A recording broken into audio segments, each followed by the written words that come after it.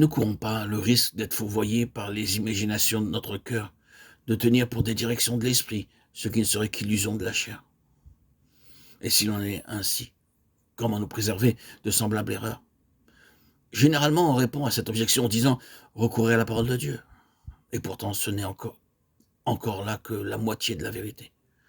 Que de fois on a voulu combattre le fanatisme par la parole de Dieu interprétée par la raison humaine ou par l'Église, faisant ainsi fausse route tout autant que le camp opposé.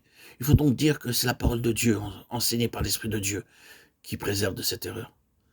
C'est dans le parfait accord des deux que nous trouverons garantie et sûreté. Souvenons-nous que toute la parole de Dieu est inspirée par l'Esprit de Dieu et qu'ainsi, c'est ce même Esprit qui doit nous en donner l'interprétation, le Saint-Esprit qui demeure en nous. Ce n'est que l'homme spirituel, dont la vie intérieure est sous la domination de l'esprit, qui peut discerner le sens spirituel de l'écriture. Croyons aussi qu'après avoir inspiré la parole de Dieu, l'esprit veut la faire respecter en nous révélant les trésors de vérité divine qu'elle contient. Pour être conduit par l'esprit d'une manière sûre et sans erreur, ne recourons donc pas à l'esprit seul, négligeant de nous informer de ce que dit la parole écrite, ou ne l'étudiant que peu. Ne recourons pas non plus à la parole seule, sans guère compter sur l'esprit.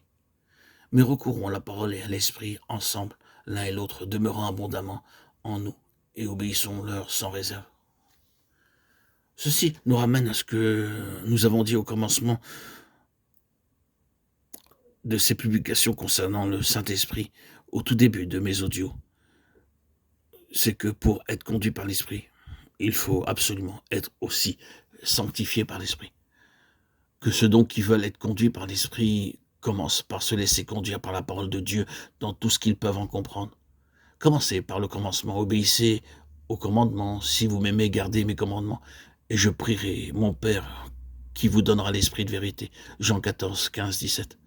Renoncez à tout péché. Obéissez en toutes choses à la voix de la conscience. Soumettez-vous à Dieu en toutes choses et laissez-le faire ce qu'il jugera bon. Par l'esprit, mortifiez les œuvres du corps. Romains 8, 13. Comme enfant de Dieu, mettez-vous entièrement à la disposition de l'esprit, le laissant vous conduire comme il voudra. Romains 8, 14. Et le même esprit qui vous a fait mortifier les œuvres du corps, qui vous a amené à vous laisser conduire comme un enfant, rendra témoignage à votre esprit par une joie et une force nouvelle que réellement vous êtes l'enfant de Dieu, jouissant de tous les privilèges d'enfant sous la direction pleine d'amour de votre Père. Oh, Seigneur, je te remercie de m'avoir dit que tous ceux qui sont conduits par l'Esprit de Dieu sont fils de Dieu. Tu ne veux pas que tes enfants soient conduits par nul autre. Tu veux que le Saint-Esprit qui a habité en nous, en ton Fils, et qui l'a conduit pendant sa vie terrestre, nous conduise, nous aussi, et nous éclaire de sa lumière divine.